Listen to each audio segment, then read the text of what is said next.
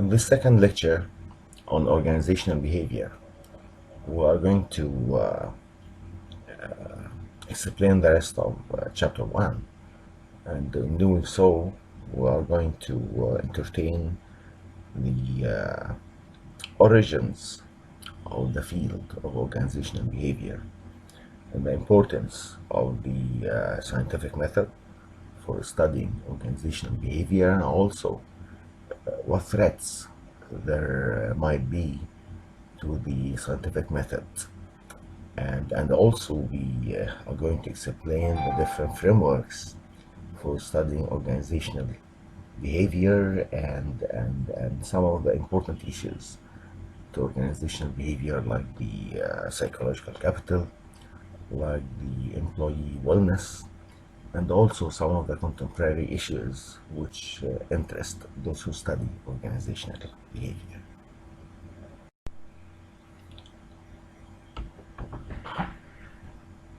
The roots of the field of organizational behavior is dated back to around the 1920s and 1930s, where experiments, later on known as the Hawthorne Studies, were conducted at the facilities, the factories of the Western Electric in a place called the Hawthorne.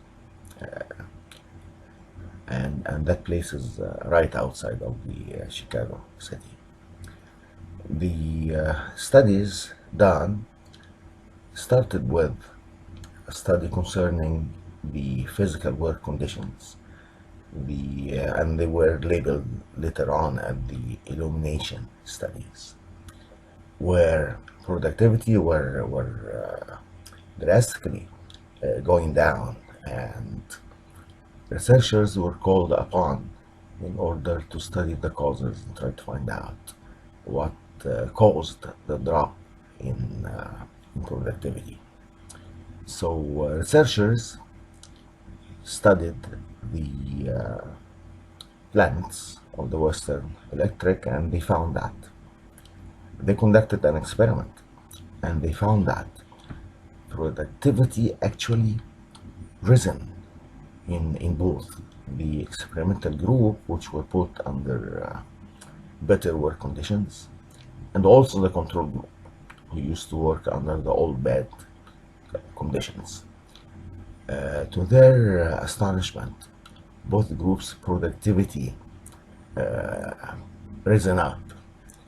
Also in the bank wiring room and the relay room, they found the same thing: increases in productivity without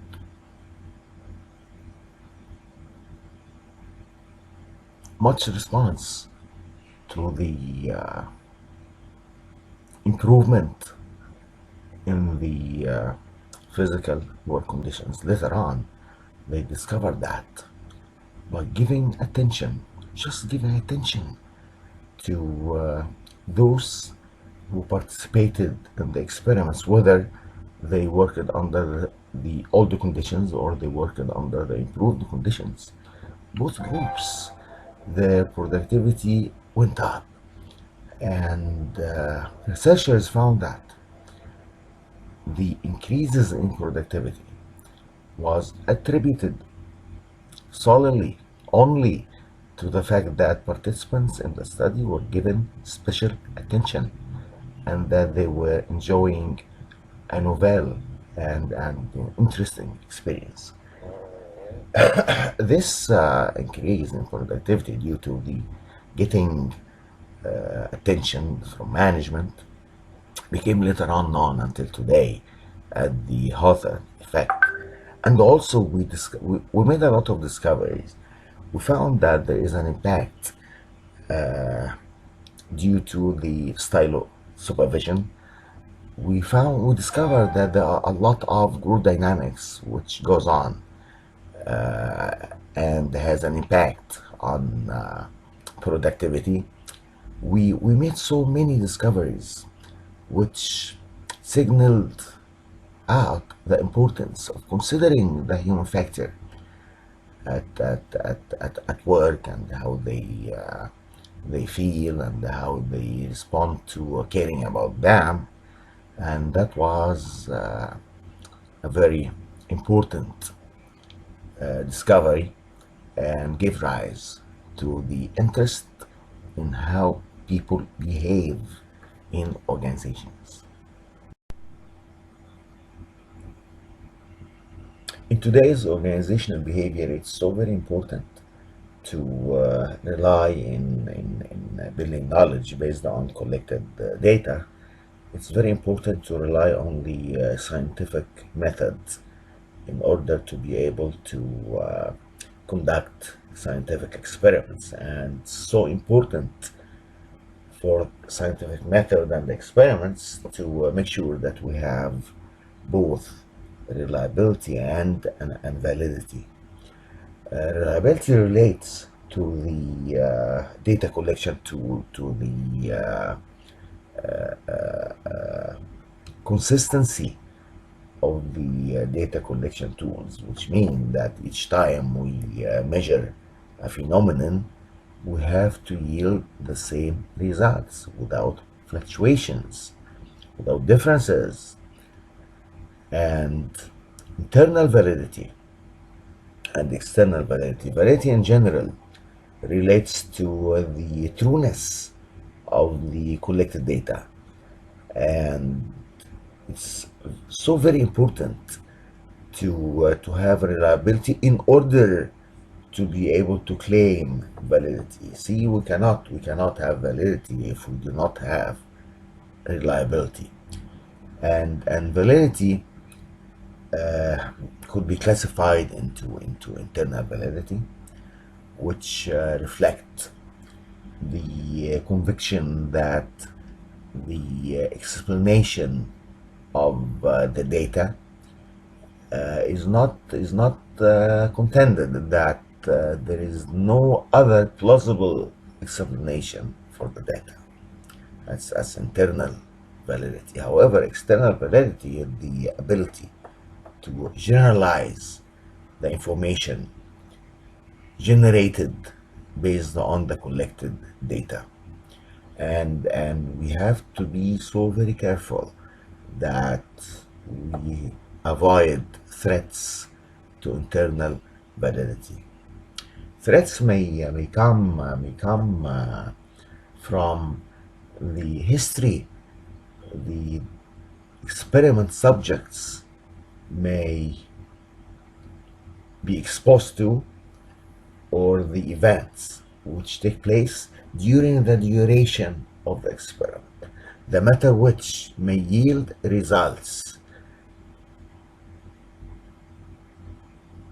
affected by extraneous variables which are not considered in the experimental design. So we have to have solid research designs in order to make sure that our results are true, that our results are valid. It's also important to note that nowadays we are experiencing a paradigm shift from the old paradigm of thinking about organizations as machines, and thinking about individuals as parts of that machine. Now, because of the changes which are taking place, like globalization, like recognition, and the management of diversity, and the ethics, and the emphasis on making and producing knowledge, and relying on individuals in producing that knowledge, these things made us view the workplace in totally different perspective than the machine-like perspective. The new paradigm facing management requires a new perspective, and not only an appreciation of the human and behavioral side of management, but also apply the greatly expanding research findings for more effective practice. And here we have what is called the 1/8 rule. The 1/8 rule means that among today's managers, only half of them know about the new paradigm, and about half of the half, which means 1/4, know about it and practice it. However, half of the fourth, which makes 1/8 of managers, they know about it, they practice it, and they stick to it. To study organizational behavior, over the years, we came up with 3 frameworks. Now we call them approaches: the cognitive framework, the behavioristic framework, and the social cognitive framework. The cognitive model actually studies, analyze the cognitive processes which takes place when people think about how they should behave in response to different stimuli, like when the cognitive processes such as expectancy and perception help to explain behavior. The behavioristic approach deals with observable behavior and the environmental contingencies of the behavior.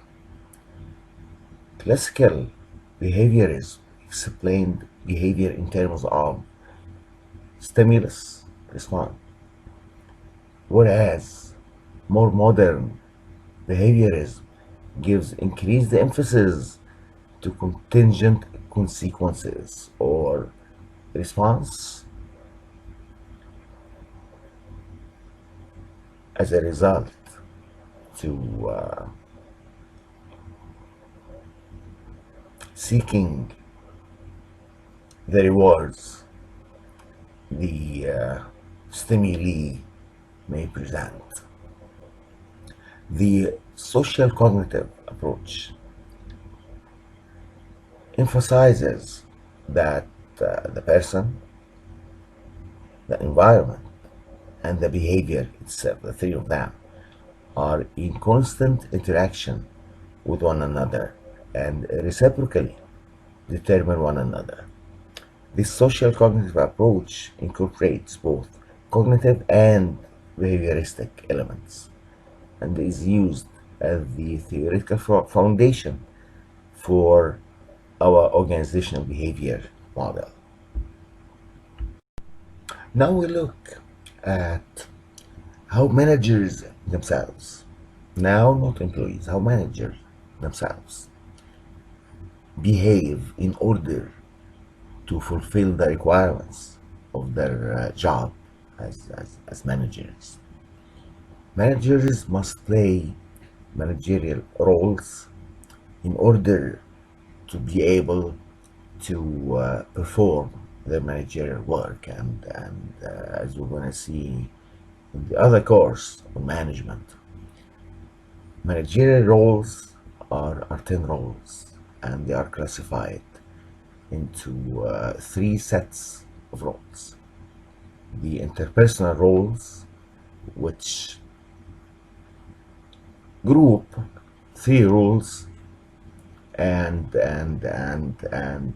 classify them as interpersonal roles, and these are the figurehead role, the leader role, and the liaison role. And we also have 3 roles classified as informational roles, and they are the spokesperson role, the monitor role, and the disseminator role. And managers must also play decisional roles whenever they are making decisions. We find that they have to be like entrepreneurs, so they perform the entrepreneurial role. And the resource allocator, after all, we say that managers manage resources, so they must play the resource allocator role. And in addition to that, whenever there are contracts to be signed with customers, with suppliers, with employees, with distributors, managers are the ones who negotiate the terms and conditions of the contracts. That's why they play the negotiator role. Managers also, whenever there are disturbances, whenever there are conflicts between employees, whenever there are grievances, in short, whenever there are disturbances, managers are the ones who should handle the disturbances. Now we turn to the managerial activities and managerial agendas. Managerial activities involve the routine communication, the formal communication, which they have to establish and handle inside organizations and sometimes outside organizations, but mainly inside organizations. After all, managers are in a constant quest for collecting data. They make decisions, they set strategies. That's why they need to collect a lot of information, and they need to communicate to others inside the organizations. And they also have to practice the traditional management tasks of planning, decision making, and controlling. And they have to maintain a decent network. They have to do a lot of networking day in and day out, inside and outside of the organization, also in order to get and collect the bits and pieces of information from wherever, in order to generate a reservoir of knowledge about what's going on, so they later on can set, maybe modify, maybe change, maybe even change strategies. And also they have to be eloquent. They have to do whatever is needed in order to manage their human resources.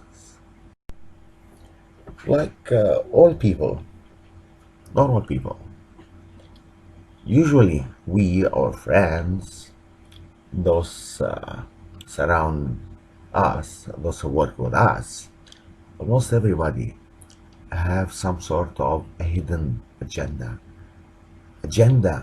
on their minds regarding what they would like to do.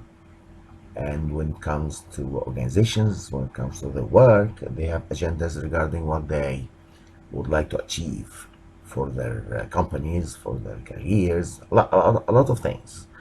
So the managerial activities involve the agenda setting, which is, it is not formal, it's informal, and of course it's unwritten, because it is up on their minds.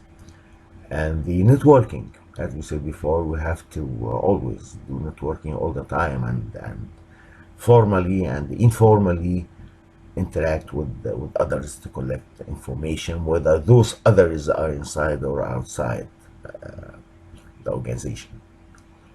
And when it comes to agenda implementation, they may even go as far as manipulate their networks, whether members of their networks are in upper levels of the hierarchy or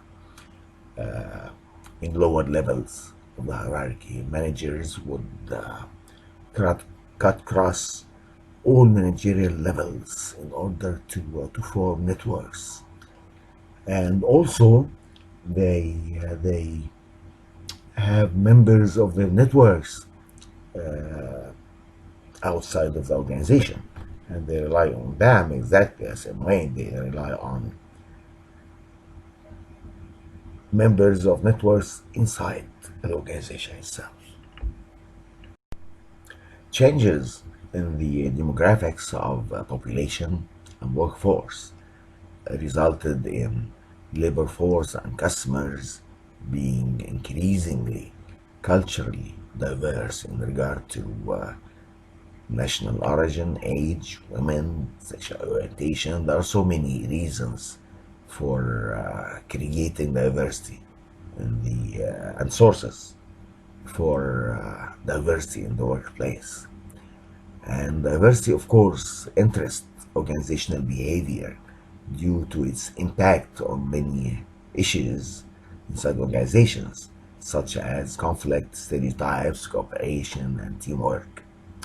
And in response to diversity, organizations are adopting new programs, such as the flexible benefit plans, the compressed days, the flexible work days, and part-time jobs to attract and retain their most qualified employees, attract new ones and retain the qualified employees they have.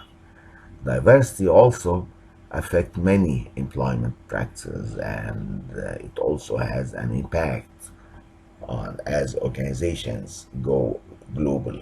When you go global, you interact with a totally different culture and totally different employees, and that adds up to the issues resulting out of diversity.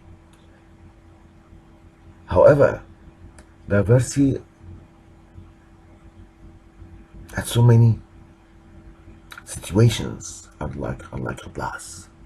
Diversity allow managers to listen to and experience and maybe adopt different ideas and different perspectives which come up through interacting with the diverse workforce. There are many factors which contribute to the employees feeling stressed and experiencing mental illness, the matter which reflect on the employee health and well-being.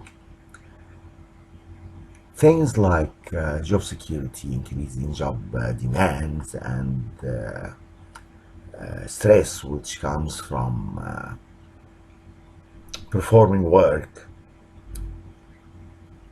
with heavy loads of responsibility and expectations all contribute to deterioration of the physical and psychological health and well-being. So employee health and well-being is very important because it may result in high levels of absenteeism, employee turnover, work-related illness. So managers have to be very much concerned about these factors, and it's very important for organizations to adopt wellness programs which are designed to promote mental health and safety. And the OB is concerned with creating positive work environment that contribute to employee health and wellness. And two examples are the workplace spirituality and positive organization behavior. Workplace spirituality provide employees with the meaning, purpose, a sense of community that they are part of, a community which cares about them. And we have to notice that workplace spirituality it is not about religion, but provides employees with a meaningful work life that is aligned with their values. It provides employees with a sense of belonging to a supportive community. The meta which reflect on personal growth and development.